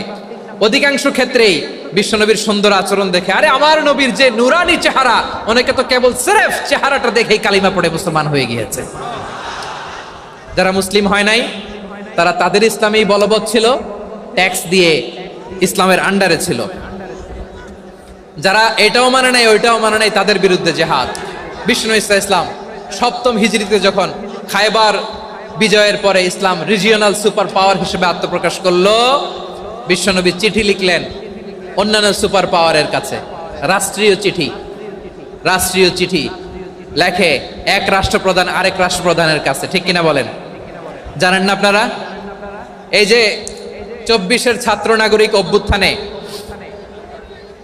এই অভ্যুত্থান যখন শুরু হয়, আমি তখন সাউথ আফ্রিকাতে, একটা স্ট্যাটাস দিয়েছিলাম, কোটা নয়, গোটা দেশ সংস্কার করা লাগবে। শুধু বাংলাদেশ নয়, সারা বিশ্বের বাংলা ভাষাভাষী লোকেরা এই আন্দোলনের সাথে সমর্থন তারা করেছে, এটাকে সাপোর্ট করেছে, তারা সমর্থন দিয়েছে। আমাদের ইউনাইটেড আরব আমিরাতের বাংলাদেশি ভাইয়েরা তারা সেখানে রাস্তায় নেমে এসেছিল, জানেন? ওইখানে ডেমনস্ট্রেশন করা যায় না, সেখানকার সরকার তাদেরকে যাবজ্জীবন দিয়েছিল। তখন আমাদের এই যে প্রধান উপদেষ্টা ডক্টর মোহাম্মদ ইউনূস সরাসরি G2G বলে, এটারে G2G, government to government, G2G, উনি চিঠি লিখলেন যে তাদেরকে, ইউর হাইনেস, হে সম্মানিত আমির, আপনি আমার এই চিঠির কারণে আমার সম্মানে এই 53 জন বাংলাদেশিকে মাফ করে দেন। এই চিঠির বদৌলতে বেকসুর খালাস পেয়ে গিয়েছিল আমাদের ভাইরা, জানেন না এই ঘটনা আপনারা? তাহলে গভর্নমেন্ট টু গভর্নমেন্ট চিঠি দেওয়া হয়। সপ্তম হিজরিতে বিষ্ণু ইসলাম সব সুপার পাওয়ারের কাছে চিঠি দিলেন, রোমান সম্রাটের কাছে, পারস্য অধিপতির কাছে, মিশরের অধিপতির কাছে, সবার কাছে চিঠি লিখলেন। চিঠির ভাষা ছিল এরকম: মিন মুহাম্মাদিন রাসূলিল্লাহ ইলা মুকাওকিস আযীমিল কিবত, মুহাম্মদ রাসূলুল্লাহর পক্ষ থেকে মিশরের বাদশার কাছে, আসলিম তাসলাম, ইসলাম মানো, শান্তিতে থাকবা, সালামুন আলা মান ইত্তাবাআল হুদা, শান্তি তার জন্য যে হেদায়েতের অনুসরণ করে। সুবহানাল্লাহ পড়েন। তো এই চিঠি অনেকে ভালোভাবে রিসিভ করেছে, অনেকে এই চিঠি পাওয়ার পরে নবীর কাছে আবার ইন রিটার্ন উপহার পাঠিয়েছে। কি পাঠিয়েছে? উপহার। মিশরের বাদশাহ মুকাওকিস তিনি বিশ্বনবীকে বিশাল এক উপহারের ডালি পাঠিয়েছেন। মিশরের বাদশাহ মুকাওকিস ছিলেন ধর্মে খ্রিস্টান। লালমনিরহাটের ভাইয়েরা আওয়াজ করে বলেন, মিশরের বাদশাহ ধর্মে কি ছিল? খ্রিস্টান। কি উপহার দিয়েছিল আমার নবীকে? শুনতে মনে চায়? আওয়াজ নাই লালমনিরহাটের গলায়, শুনতে মনে চায়? 1000 স্বর্ণ মুদ্রা, 1000 স্বর্ণ মুদ্রা। 2টা খ্রিস্টান দাসী, একজনের নাম মারিয়া বিনতে শামউন আল কিবতিয়া, আরেকজনের নাম সিরিন বিনতে শামউন আল কিবতিয়া। একজন খ্রিস্টান দাস 20 থান কাপড় জামা বানানোর জন্য, আমরা নবী যেন সেলাই করে জামা বানাতে পারে এজন্য 20 থান কাপড়, 20 থান ফাইন গার্মেন্ট, সুবহানাল্লাহ পড়বেন না? এরপরে একটা গাধা যেটার নাম ছিল উফাইর, আর একটা খচ্চর, এটার নাম ছিল দুলদুল। খচ্চর চিনেন? গাধা আর ঘোড়ার ক্রসিং এ যে প্রাণীটা দুনিয়াতে আসে ওটার খচ্চর বলে। তো এই যে সুপার পাওয়ার খ্রিস্টান বাদশার কাছে নবী চিঠি লিখলেন, ওই খ্রিস্টান বাদশা আমার নবীকে উপহার দিল, বিশ্বনবী এই উপহারগুলো সানন্দে গ্রহণ করেছে। সুবহানাল্লাহ পড়বেন না? তাহলে অমুসলিম কেউ যদি আপনাকে উপহার দেয়, হালাল উপহার হলে আপনি গ্রহণ করতে পারবেন। অনুরূপভাবে পারস্যের বাদশাহ, রোম সম্রাট বিশ্বনবীকে উপহার পাঠিয়েছেন, আমার নবী সবগুলো উপহার গিফট গ্রহণ করেছেন। সুবহানাল্লাহ বলেন। তাহলে প্রিয় লালমনিরহাট, আওয়াজ করে বলুন, ইসলাম কি ন্যারো মাইন্ডেড রিলিজিয়ন না ব্রড মাইন্ডেড? আম্মাজান আয়েশার কাছে মাসালা জানতে চায় মেয়েরা, হে আম্মাজান, অগ্নি উপাসকেরা তাদের ঈদের দিন নওরোজের সময় আমাদেরকে পাখি দেয়, নেওয়া যাবে? উনি বললেন, ওরা জবাই করে দিলে নেওয়া যাবে না, কিন্তু ওরা যদি ফলমূল এরকম খাবার দেয় এগুলো নেওয়া যাবে। তার মানে অমুসলিমদের দেয়া উপহার এটা গ্রহণ করা যায়। সুবহানাল্লাহ বলেন। শুধু তাই নয়, বিষ্ণু ঈসা ইসলাম অমুসলিমদের সাথে আর্থিক লেনদেনও করেছেন, ফিনান্সিয়াল ডিলিং করেছেন। অমুসলিমদের সাথে প্রয়োজনে আপনি ফিনান্সিয়াল ডিলিং করতে পারবেন। আমরা প্রায় দেখি বাজারের মিষ্টির দোকানগুলো আমার হিন্দু ভাইদের। লালমনিরহাটে মিষ্টির দোকান, দইয়ের দোকান কারা চালায়? হিন্দুরা চালায় না? তারপরে যে বারবার শপ, চুল কাটে যে নাপিত, অধিকাংশ নাপিতের দোকানে কারা? আমার হিন্দু ভাইরা। তা আপনি চুল কাটতে পারবেন কিনা? পারবেন কিনা বলেন? পারবেন। তার দোকান থেকে দই মিষ্টি কিনতে পারবেন কিনা? হ্যাঁ, আমার মুসলিম ভাইয়ের দোকান থাকলে ওইটারে আমি বেশি প্রায়োরিটি দিব, ঠিক কিনা? কিন্তু যদি তাদের সার্ভিস নিতে চান, প্রোডাক্ট নিতে চান, পারবেন। তার দলিল সহিহ বুখারী, আম্মা জান আয়েশা রাদিয়াল্লাহু তাআলা আনহা বলেন, ইশতারা রাসূলুল্লাহ সাল্লাল্লাহু আলাইহি ওয়াসাল্লাম মিন ইয়াহুদিয়িন তুআমান ওয়া রাহানাহু দিরআহু মিন হাদিদ। রাসূল সাল্লাল্লাহু আলাইহি ওয়াসাল্লাম এক ইহুদির কাছ থেকে, কার কাছ থেকে? সবাই বলে নাই কার কাছ থেকে? আমার নবী, পেয়ারা নবী এক ইহুদির কাছ থেকে জব কিনেছিল। জব, বার্লি, যেটা দিয়ে রুটি বানায়। ওই জবের দাম দেওয়ার টাকা পয়সা নবীর কাছে ছিল না, ফলে নবী ওনার একটা পোশাককে মর্গেজ রেখেছিলেন, মর্গেজ বন্ধক, যে এখন এটার দাম দিতে পারবো না, কয়েক কেজি বার্লি নিয়ে যাই আর বন্ধক হিসেবে আমার জামাটা রেখে গেলাম, যেদিন দাম দিব ওই দিন জামাটা ছুটাই নিয়ে যাব। সুবহানাল্লাহ পড়বেন না? বাকিতে নিছিলেন, বাকিতে। দিরআহু মিন হাদিদ, লোহার তৈরি বর্ম, মানে যুদ্ধের পোশাক, লোহা দিয়ে বানানো। বিশ্বনবী বললেন কয়েক কেজি জব দাও, টাকাটা পরে দিব, এখন টাকা নাই, বন্ধক হিসেবে মর্গেজ হিসেবে আমার জামা রেখে গেলাম, যখন টাকা দিব জামা ছুটায় নিব। আওয়াজ করে বলতে হবে সুবহানাল্লাহ। এ থেকে বোঝা গেল অমুসলিমদের সাথে ফিনান্সিয়াল ডিলিং করা যায়, অর্থনৈতিক লেনদেন করা যায়, কেনাবেচা করা যায়, প্রোডাক্ট কেনা যায়। এমনকি আমাদের মসজিদে নববীতে বারান্দায় আপনারা একটা অটোমেটিক ফ্লাইং আমব্রেলা দেখছেন? সূর্য যখন বাড়ে মসজিদে নববীর বারান্দায় ইয়ার্ডের মধ্যে অটোমেটিক্যালি কিছু আমব্রেলা আছে, সাঁ করে খুলে যায়, আর সূর্যের তাপ লাগে না। আবার সন্ধ্যাবেলায় এই আমব্রেলাগুলো ওরা ক্লোজ করে ফেলে, দেখেন নাই না? দেখছেন? এই মসজিদে নববীকে সর্বোচ্চ উন্নত মানের কনস্ট্রাকশন ইনফ্রাস্ট্রাকচারে ডেভেলপ করার জন্য কর্তৃপক্ষ কিছু অমুসলিম ইঞ্জিনিয়ারের, ডিজাইনারের সহায়তা নিয়েছিল। সুবহানাল্লাহ বলেন। কোন দলিলের ভিত্তিতে? এই দলিলের ভিত্তিতে যে বিষ্ণু ঈসা ইসলাম অমুসলিমদের সাথেও লেনদেন করেছেন। আওয়াজ করে বলতে হবে আল্লাহু আকবার। শুধু তাই নয়, ইন কেস অফ ইমার্জেন্সি, প্রয়োজনে ইসলামের খাতিরে, ইসলামকে সামনের দিকে এগিয়ে নিয়ে যাওয়ার জন্য অমুসলিমদের সাপোর্ট নেওয়া জায়েজ আছে। সুবহানাল্লাহ বলেন। অমুসলিমদের সাপোর্ট নেয়া, তাদের থেকে অর্থ নেয়া, পলিটিক্যাল সাপোর্ট, পলিটিক্যাল অ্যাসাইলাম নেওয়া জায়েজ আছে। আমাদের অনেক বিশ্ববরেণ্য দায়ীরা আমেরিকায় অস্থায়ীভাবে অ্যাসাইলাম নিয়ে থাকে, নিজের দেশে গেলে ফাঁসিতে ঝুলাই দিবে। যুগ যুগ ধরে দায়ীদের উপরে এরকম অত্যাচার আর নির্যাতন আছে না নাই? মিশরের অনেক দায়ীরা পাশ্চাত্যে যেয়ে থাকে। এই যে তারা পলিটিক্যাল অ্যাসাইলাম নিয়ে থাকে, রাজনৈতিক আশ্রয়, এটা জায়েজ আছে না?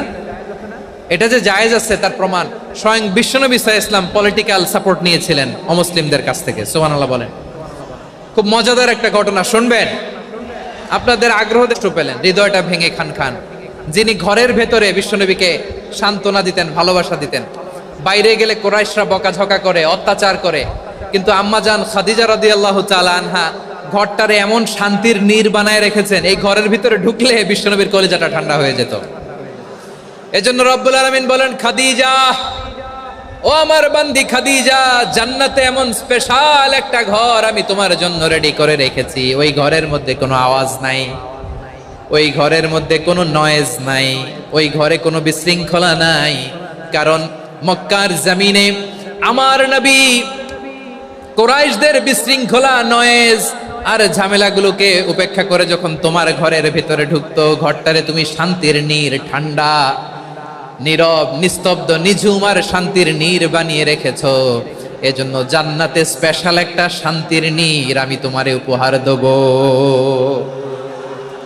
ওই প্রিয়তমা স্ত্রী খাদিজা ইন্তেকাল করলেন, বিশ্বনবীর হৃদয় ভেঙে খান খান। আবার ওনার চাচা আবু তালেব ইন্তেকাল করলেন, যিনি পলিটিক্যাল শেল্টার দিতেন নবীকে। কে দিতেন? আবু তালেবের ভয়ে, বিশ্বনবীর এই চাচার ভয়ে কোনো মুশরিক নবীর গায়ে হাত দেওয়ার সাহস পায় নাই। এখন স্ত্রীও নাই, চাচাও নাই, নবীকে আশ্রয় দেওয়ার কেউ নাই, নবীর চারদিকে অন্ধকার। নবী এখন কই যাবেন?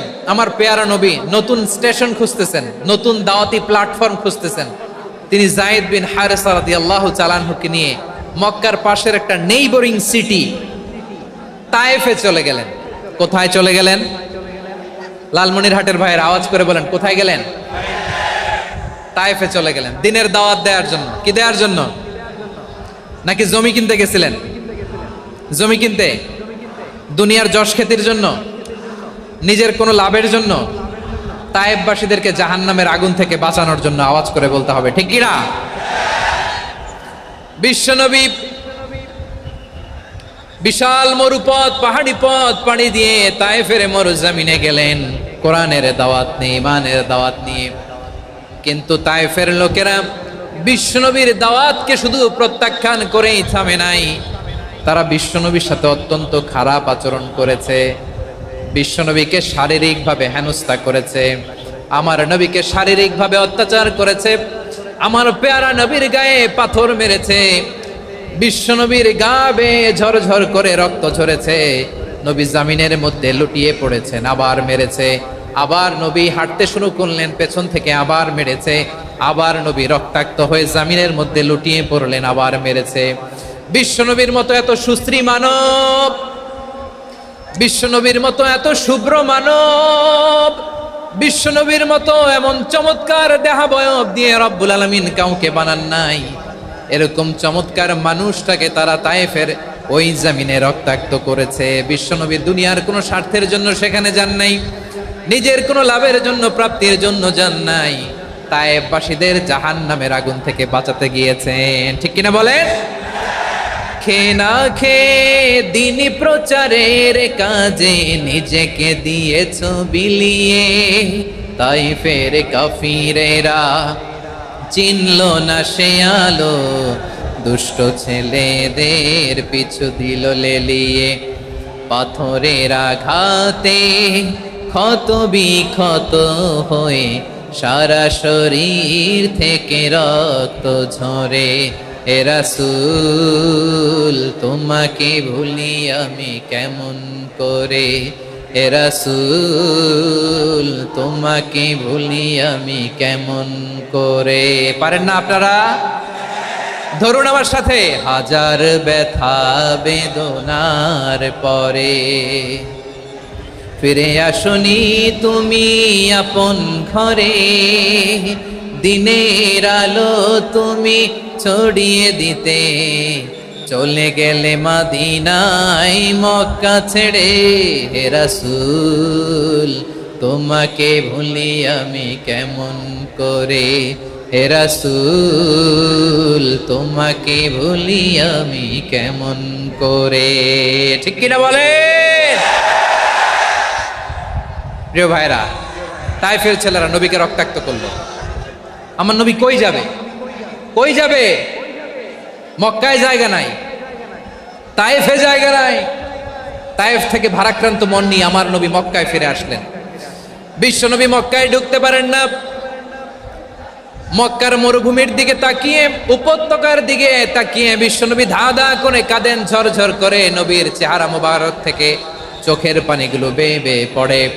আমার জন্মস্থান, আমার শৈশব, কৈশোর, যৌবন কেটেছে এই মক্কায়, আমার এলাকায় আমি ঢুকতে পারি না। বিশ্বনবী মক্কার অনতি দূরে দাঁড়িয়ে জায়েদকে পাঠালেন, জায়েদ যাও দেখো কেউ আমাকে সাপোর্ট করার মতো আছে কিনা, যাও অমুকের কাছে যাও। জায়েদ গেলেন, তারাও প্রত্যাখ্যান করে ফিরিয়ে দেয়। বিশ্বনবী বললেন যাও অমুক লোকের কাছে যাও, তিনিও প্রত্যাখ্যান করে ফিরিয়ে দিলেন। কেউ বিশ্বনবীকে আশ্রয় দিতে রাজি হয় না। নিজ জন্মভূমিতে বিতাড়িত বিশ্বনবী, সর্বশেষ বিশ্বনবী বললেন যাও মুতঈম ইবনে আদির ঘরে যাও। মুতঈম ইবনে আদি মুশরিক, তার কাছে যাও। গেলেন, মুতঈম ইবনে আদি রাজি হয়ে গেল। সুবহানাল্লাহ বলেন। দেখেন, অনেক বিপদের সময়ও আমি নিজে সাক্ষী, সামাজিকভাবে, রাজনৈতিকভাবে কত ঝঞ্ঝা, কত ষড়যন্ত্র, কত কনস্পাইরেসি পাড়ি দিয়ে আমাদেরকে সামনে এগিয়ে যেতে হয়। এই শত্রুদের ভেতরেও একজনকে দাঁড় করিয়ে দেয় যে আল্লাহর কোরআনের জন্য রেডি হয়ে যায়। পড়েন সুবহানাল্লাহ। মুতঈম ইবনে আদি, আল্লাহ তার মনকে নরম করে দিলেন। মুতঈম বলে, মুহাম্মদ আমি তোমাকে আশ্রয় দিব। তার দুই ছেলেকে পাঠালেন, যাও খোলা তলোয়ার নিয়ে, স্কট দিয়ে, গার্ড অফ অনার দিয়ে মুহাম্মদকে মক্কায় ঢুকাও, আর বলো আমি আমান দেব। আমান কি দিব? আমান মানে সিকিউরিটি, নিরাপত্তা। সিকিউরিটি ছাড়া, আমান দেওয়া ছাড়া কেউ থাকতে পারতো না মক্কায়। দুই ছেলে বিষ্ণু ঈসা ইসলামকে নিয়ে আসলো। নবী কাবার চারদিকে তাওয়াফ করলেন, নামাজ পড়লেন। আবু জাহেল, উতবা, শাইবা, ওয়ালিদ ইবনে মুগীরা সবাই দেখে, কেউ কিছু করতে পারে না। কারণ মুতঈম ইবনে আদি ঘোষণা দিয়েছেন, আমি মুহাম্মদকে আমান দিয়েছি, মুহাম্মদের গায়ে যেন কেউ স্পর্শ না করে। আওয়াজ করে পড়েন সুবহানাল্লাহ। নবীর এই বিপদকালে মুহূর্তে মুতঈমের হৃদয়টারে নরম করে দিল কে? আচ্ছা, লালমনিরহাটের ভাইয়েরা বলেন, এই মুতঈম কি মুসলিম ছিল না মুশরিক? সবাই বলতে হবে মুসলিম না মুশরিক? তাহলে মুশরিকের কাছ থেকে নবী পলিটিক্যাল অ্যাসাইলাম, আধুনিক রাষ্ট্রবিজ্ঞানের ভাষায় পলিটিক্যাল অ্যাসাইলাম, যেটাকে বলে রাজনৈতিক আশ্রয়, উনার আমান বা নিরাপত্তার এই ঘোষণায় তিনি মক্কায় ঢুকলেন। যতদিন নিরাপত্তা ছিল ছিলেন, মোতেম যখন মারা গেল, বিষ্ণু ইসলাম হিজরত করে মদিনায় চলে গেলেন, সুবহানাল্লাহ। কিন্তু মোতেম যে বিশ্বনবীর উপকার করছে এটা বিশ্বনবী ভুলে নাই। আমাদের অনেকে আছে উপকার করার পরে আর খেয়াল থাকে না, খাওয়ার পরে গলা দিয়ে নামলে আর খেয়াল থাকে না, এরকম আছে না নাই? আমার নবী ভুলে নাই। বদরের প্রান্তরে 70 জন কাফেরকে যখন বন্দি করে বিশ্বনবীর সামনে হাঁটু গেড়ে দাঁড় করানো হলো, বসানো হলো, 70 জন কাফের, কয়জন? বিশ্বনবী তাদের দিকে তাকিয়ে বললেন, সহিহ বুখারীর বর্ণনা, লাউ কানাল মুতঈম ইবনে আদি হাইয়ান সুম্মা কাল্লামানি হাউলাই নাতনা লা তারাকতুহুম লাহু। বদরের প্রান্তরে 70 জন বন্দি কাফিরের দিকে তাকিয়ে আমার নবী বললেন, আজকে মুতঈম ইবনে আদি যদি বেঁচে থাকতো আর তোমাদের 70 জনের ব্যাপারে যদি মুতঈম এক বাক্যে একটা সুপারিশ করত, তার সম্মানে আজকে তোদের সবাইকে আমি মাফ করে দিতাম। সুবহানাল্লাহ নাই? ওই যে চিল্লাচিল্লি যে কথা বুঝে নাই, কোন জিনিস মিস করছে ওরা নিজেরাও বুঝে নাই। বিশ্বনবী মুতঈমের এই সাহায্যের কথা বলে নাই। 70 জন মুশরিক হাঁটু গেড়ে বসা, নবী চাইলে এখনই এক্সিকিউশন অর্ডার দিতে পারে।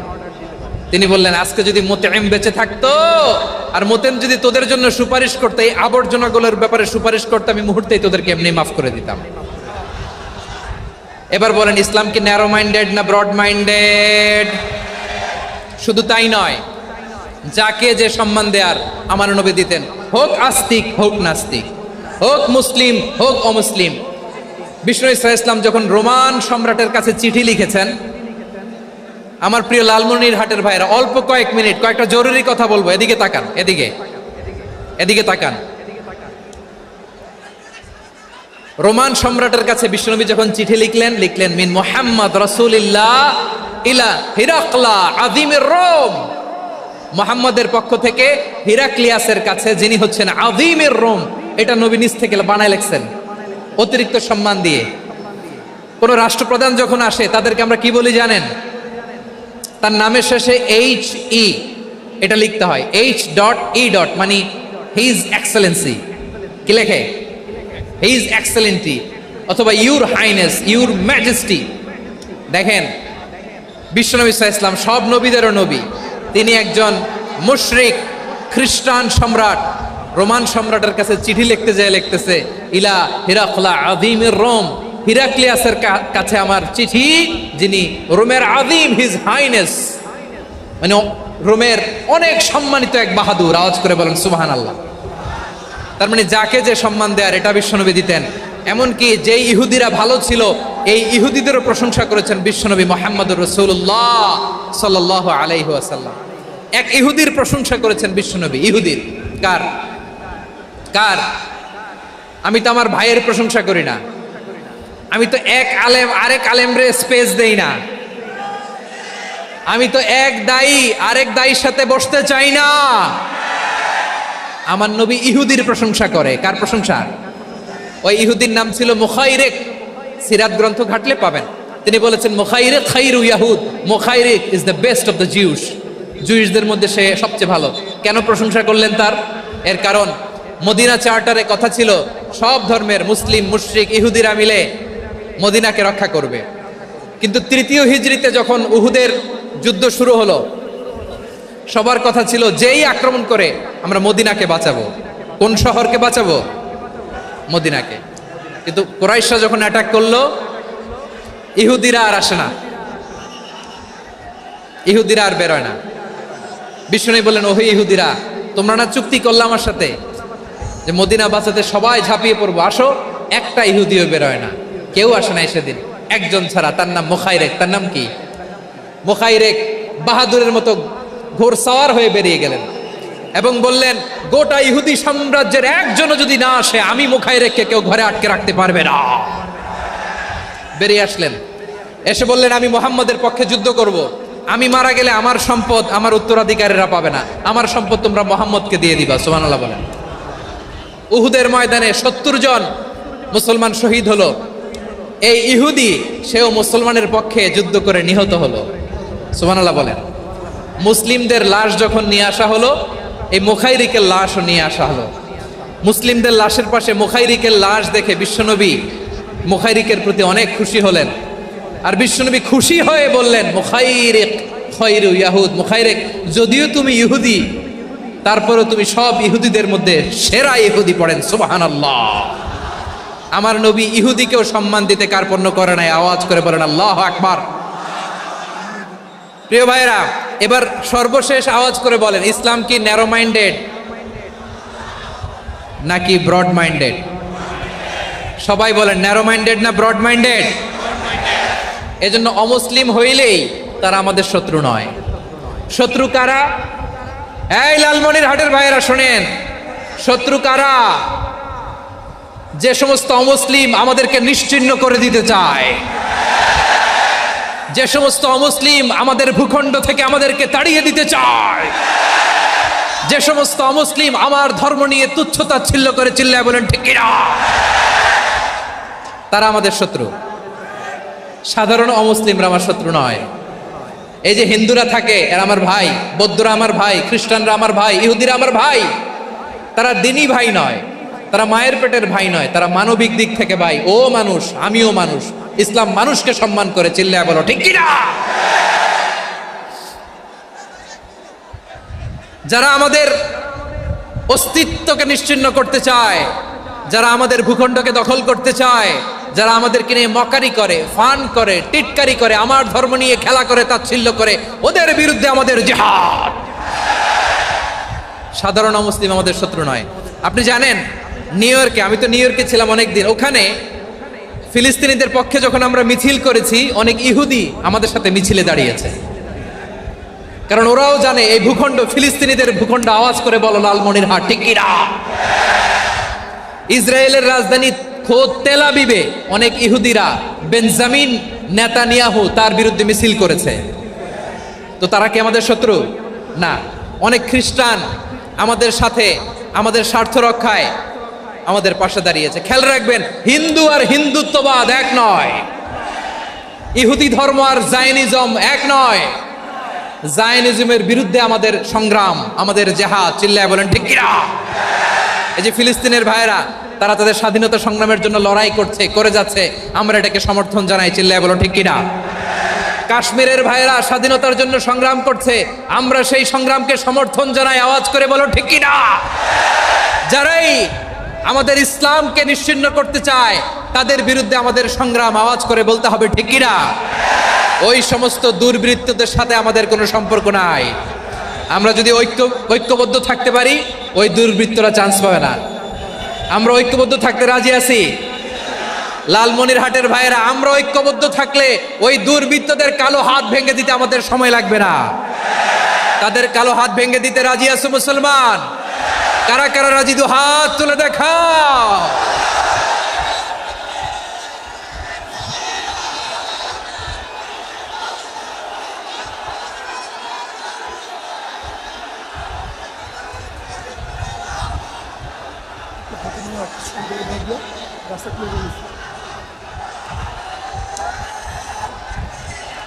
আমার প্রাণ প্রিয় লালমনিরহাটের ভাইয়েরা, শত্রু কাফের আর অশত্রু কাফেরের মধ্যে পার্থক্য আছে না নাই? আবু তালেবও মুশরিক, আবু জাহেলও মুশরিক, কিন্তু দুই মুশরিকে পার্থক্য আছে না নাই?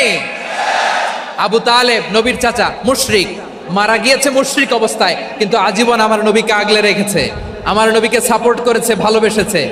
আবু জাহেলও মুশরিক, মারা গিয়েছে মুশরিক হিসেবে, আজীবন আমার নবীর বিরুদ্ধাচরণ করেছে। আবু জাহেলের শক্তি, সামর্থ্য, স্ট্র্যাটেজি, প্ল্যান সব আমার নবীর বিরুদ্ধে ছিল। এই আবু জাহেলের কারণে একটা দিন শান্তিতে আমার নবী মক্কায় ঘুমাতে পারে নাই, চিল্লায় বলেন ঠিক কিনা। এজন্য রব্বুল আলামিন বলেন, লা ইয়ানহাকুমুল্লাহু আনিল্লাযীনা লাম ইউকাতিলুকুম ফিদ-দীনি ওয়া লাম ইখরিজুকুম মিন দিয়ারিকুম আন তাবাররুহুম ওয়া তুকসিতু ইলাইহিম ইন্নাল্লাহা ইউহিব্বুল মুকসিতিন। আল্লাহ বলে, গোলামেরা শোনো শোনো, যে সমস্ত অমুসলিম তোমাদের সাথে ধর্মযুদ্ধে লিপ্ত হয় না, তোমাদের বিরুদ্ধে যে সমস্ত অমুসলিম অস্ত্র ধরে না, যে সমস্ত অমুসলিম তোমাদেরকে তোমাদের জন্মস্থান থেকে, ভূখণ্ড থেকে তাড়িয়ে দেয় না, তাদের সাথে ভালো আচরণ করতে আমি আল্লাহ নিষেধ করি নাই, তাদের সাথে সদাচরণে কোনো নিষেধাজ্ঞা নাই, বরং তাদের সাথে সদাচরণ করো, এটাই আমি আল্লাহ চাই। তাহলে আমার যে অমুসলিমরা আমাদের সাথে শত্রুতা করে না, তুচ্ছতাচ্ছিল্য করে না, আমাদের ভূমি থেকে আমাদেরকে উচ্ছেদ করতে চায় না, আমাদের বিরুদ্ধে অস্ত্র ধরে না, ওই অমুসলিম ভাইদের সাথে আমাদের কোনো দ্বন্দ্ব আছে? কোনো বিরোধ আছে? বরং আছে ভালোবাসা। বরং আছে কি? এই ভালোবাসা দিয়ে আমরা বিশ্ব জয় করব। রাজি আছো মুসলমান? আমাদের পুঁজি ভালোবাসা। আমাদের পুঁজি কি? এবার আওয়াজ করে বলেন, আমার এই পুরো আলোচনা থেকে the religious coexistence, peaceful coexistence, শান্তিপূর্ণ সহাবস্থান, কমিউনাল হারমোনি, এই সাম্প্রদায়িক সম্প্রীতি, এই আলোচনা থেকে কি বুঝলেন? ইসলাম কি ন্যারো মাইন্ডেড না ব্রড মাইন্ডেড? এই ব্রড মাইন্ডেড হৃদয় নিয়ে, ভালোবাসা দিয়ে আমরা বিশ্ব জয় করতে চাই। রাজি আছেন? আল্লাহ কবুল করুক। আমরা সবাই পড়ি আমিন। লালমনিরহাটের জেলা স্টেডিয়ামে আমার প্রিয় মায়েরা, বোনেরা, আপনাদের জন্য একটা হাদিস বলে শেষ করব। বিশ্বনবী বলেন, আমার মায়েরা খেয়াল করে শুনুন, বিশ্বনবী আপনাদের উদ্দেশ্য করে বলেন, আল মারআতু ইযা সাল্লাত খামসাহা ওয়া সামাত শাহরাহা হাফিজাত ফুরুজাহা আতাআত বা'লাহা ফালতাদখুল মিন আইয়ি আবওয়াবিল জান্নাতি শাআত। বিশ্বনবী বলেন, ও রমণীরা, ও নারীরা, যে সমস্ত নারী এই 4টা কাজ করবে, এই 4টা কাজের গ্যারান্টি দিবে, তাদেরকে জান্নাতের 8টা দরজার গ্যারান্টি দেয়া হবে। কি 4টা কাজ? 1 নাম্বার, আল মারআতু ইযা সাল্লাত খামসাহা, যে নারী 5 ওয়াক্ত নামাজ পড়ে। কি করে? জেলা স্টেডিয়ামে অবস্থানরত আমার নারীরা, বোনেরা, বিশ্বনবী আপনাদেরকে 4টা কাজের কথা বলেছেন, খুব বেশি না।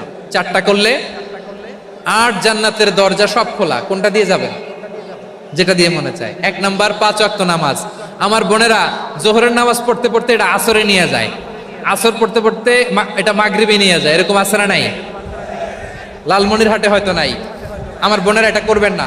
ইন্নাস সালাতা কানাত আলাল মুমিনিনা কিতাবাম মাওকুতা, সময় মতো পড়বেন। সামাত শাহরা, রমাদানের রোজাগুলো রাখবেন। হাফিজাত ফুরুজাহা, যে নারী তার চরিত্রকে হেফাজত করে, তার প্রাইভেট হেফাজত করে, তার লজ্জাস্থান হেফাজত করে। ও মায়েরা, আপনার এই গর্ভ যে কত দামি আপনি জানেন না। আপনার এই গর্ভ থেকে জন্মাবে আগামীর সালাহুদ্দিন আল আইয়ুবী। আপনার গর্ভ থেকেই জন্মাবে ইমাম আল মাহদি আল মুনতাজার। আপনার পেট থেকে জন্মাবে আবু সাইদের মতো বীর সৈনিক। আপনার পেট থেকে জন্মাবে মুগ্ধের মতো বীর মুজাহিদ। আপনি জানেন না কে আসবে আপনার পেট থেকে। সময়টাকে কাজে লাগান, ইসলামকে বুঝেন, মানেন, আমাদের ইসলামিক লেকচারগুলো শোনেন, আমরা যে বার্তাগুলো, ইনস্ট্রাকশনগুলো, দিক নির্দেশনাগুলো আপনাদের খেদমতে রাখি, এগুলো মেনে চলুন। আপনিই পারেন আপনার ঘরটাকে জান্নাতের টুকরা বানাতে। একটা family, it's a very big institution and you are the MD, the managing director of this institution. চিল্লায় বলেন ঠিক কিনা? চাইলেই পারেন ঘরটারে জান্নাতের টুকরা বানাতে। 5 ওয়াক্ত সালাত, রমাদানের রোজা, নিজের চরিত্রের হেফাজত, ও আতাআত বা'লাহা, স্বামীর আনুগত্য। এটাতে অনেকে ভুল করে থাকে। হায় রে আমার বোনেরা, স্বামীর আনুগত্যকে এটা নিজের অপমান মনে করবেন না। আপনার স্বামী আপনার সবচেয়ে বড় গার্ডিয়ান, তিনি আপনার সবচেয়ে ভালো চায়। নারী কখনো গার্ডিয়ানশিপের বাইরে থাকতে পারে না। হয় আপনি বাবার গার্ডিয়ানশিপের ভেতরে, বাপ না থাকলে ভাই আপনার গার্ডিয়ান, ভাই না থাকলে চাচা গার্ডিয়ান, বিয়ের পরে আপনার স্বামী আপনার গার্ডিয়ান। শরিয়া সম্মত স্বামীর আদেশগুলো আপনি মেনে চলবেন, কিন্তু শরিয়া বিরুদ্ধ কোনো আদেশ মানতে আপনি বাধ্য নয়। আওয়াজ করে বলুন সবাই ঠিক কিনা? এই 4টা কাজ যদি কোনো নারী করে, বিষ্ণুই বলেন জান্নাতের 8টা দরজা খোলা। তোমার যেটা দিয়ে মনে চায় সেটা দিয়ে জান্নাতে তুমি এন্ট্রি নিতে পারবা। আমরা এখানে লালমনিরহাটের সোহরাওয়ার্দী ময়দানে আজকে যেমন একত্রিত হতে পারলাম, আল্লাহর জান্নাতেও যেন একত্রিত হতে পারে। আল্লাহ তুমি তৌফিক দান করো। আল্লাহ আমার এই কলিজার টুকরা যুবক ভাইদেরকে তুমি ওমরে ফারুকের মতো কবুল করো। জেলা স্টেডিয়ামে অবস্থানরত আমার মা বোনদেরকে তুমি ফাতেমার মতো, খাদিজার মতো কবুল করো। আমাদের কলিজার টুকরা সন্তানদেরকে তুমি সালাহুদ্দিন আল আইয়ুবীর মতো কবুল করো। এই যে ইসলামিক সোসাইটি লালমনিরহাটকে আল্লাহ তুমি কবুল করো। আল্লাহ যে কথাগুলো বললাম এগুলো প্রথমে আমাকে, আমার সব ভাইদেরকে আমল করার তৌফিক দান করো। রব্বানা যালামনা আনফুসানা ওয়া ইন লাম তাগফির লানা ওয়া তারহামনা লানাকুনান্না মিনাল খাসিরিন। রব্বানা